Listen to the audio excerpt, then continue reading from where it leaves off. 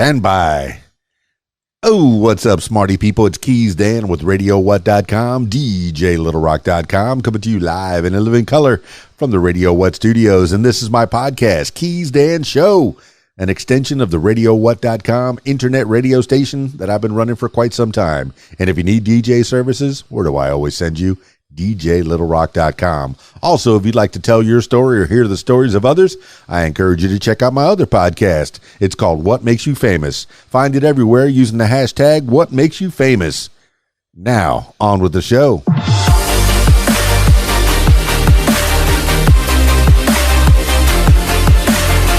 Today on the program, some interesting facts from interestingfacts.com. Man, do I like that website. It's becoming one of my favorite websites, filling my head with knowledge.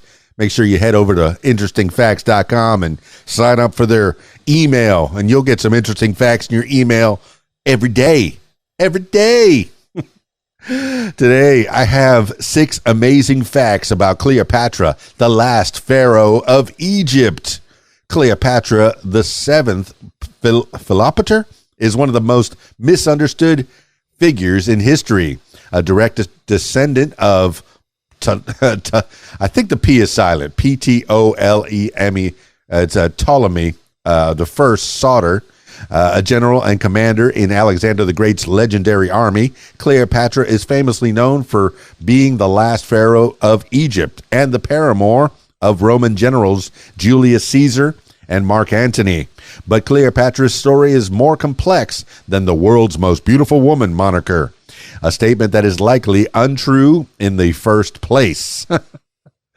These 6 facts explore the life and the woman behind the famous name and reveal a much more complicated portrait than history or Hollywood portrays. Number 1. Cleopatra isn't Egyptian. Although she ruled Egypt as pharaoh from 51 BCE to 30 BCE, Cleopatra wasn't of Egyptian descent. She was instead Greek, specifically Macedonian. Cleopatra was the last of a line of rulers in the Ptolemaic kingdom, a dynasty founded by her distant ancestor Ptolemy I Soter. While the kings of this dynasty often fashioned their names after its originator, Ptolemaic queens preferred names such as Arsinoe, Berenice, and of course Cleopatra. Hence the 7th. She was the 7th Cleopatra. She wasn't even the first Cleopatra. Although Cleopatra wasn't ethnically Egyptian, she does hold the honorable distinction of being the only Ptolemaic ruler who could actually speak the Egyptian language, along with half a dozen or so other languages. Pretty smart cookie, huh? Number 2. Cleopatra was a popular ruler.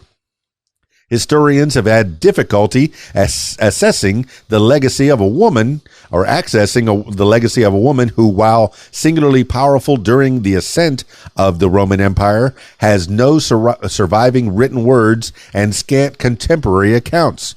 From what experts and biographers can piece together, however, she was popular among the Egyptian people.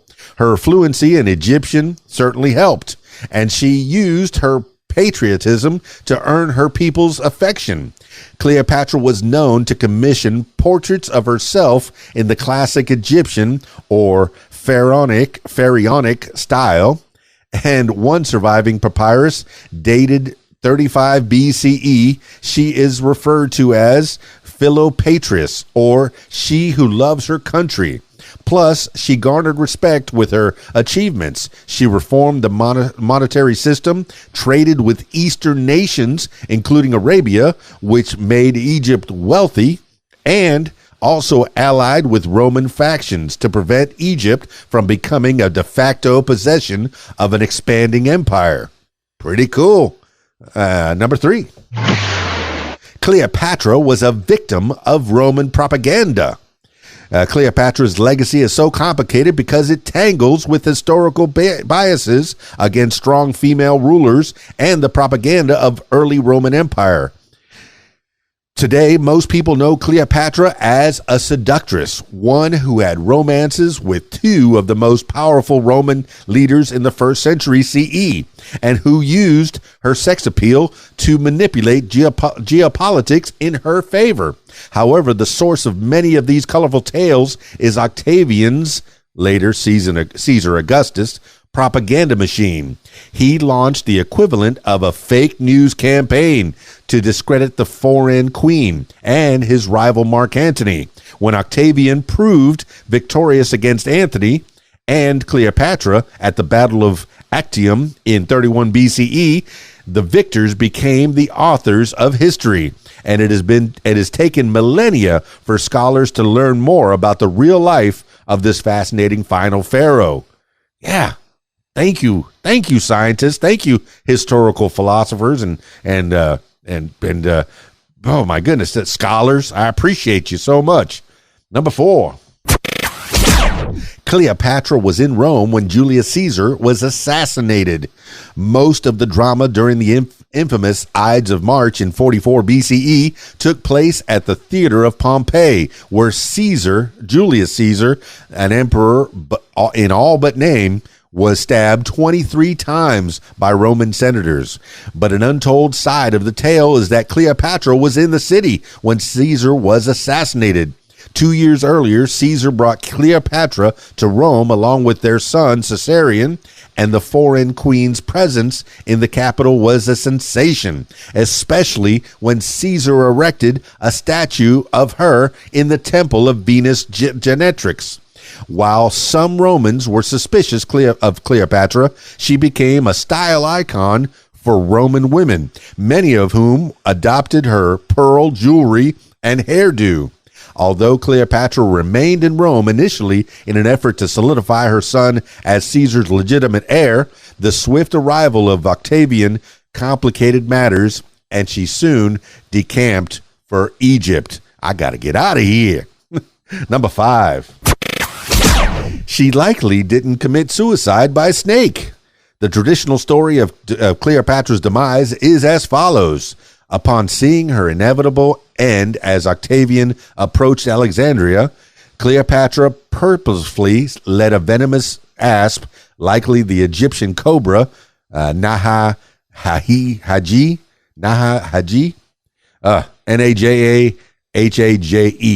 bite her breast.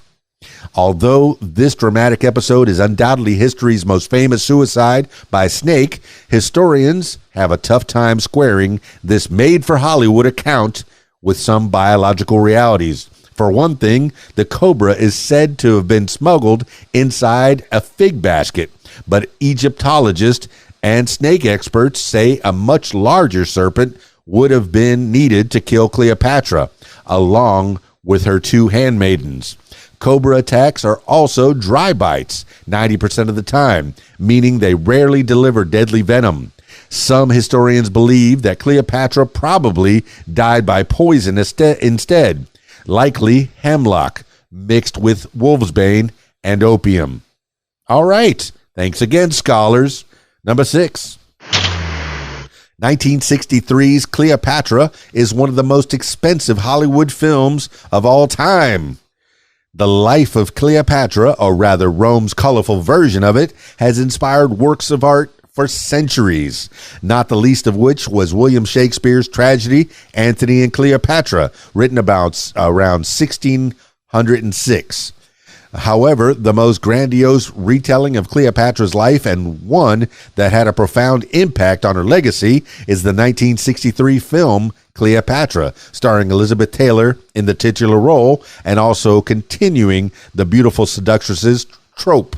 The film was originally budgeted at $2 million, but the cost ballooned to an unprecedented, at the time, $44 million, about $430 million in today's money. Although it was the biggest hit in theaters that year, the outsized cost of the film still made it a financial disaster for 20th Century Fox. The film's failure also put the sword to any other future historical epics on a similar scale. Man, there's some amazing facts about Cleopatra, the last pharaoh of Egypt. For more facts and other stuff that I'm interested in learning, and hopefully you are as well, stick around. Also, if you'd like to tell your story or hear the stories of others, I encourage you to check out my other podcast. It's called What Makes You Famous. Find it everywhere using the hashtag What Makes You Famous. That's it for this edition of KeysDAN Show. It's KeysDAN, RadioWhat.com, DJLittleRock.com. Peace.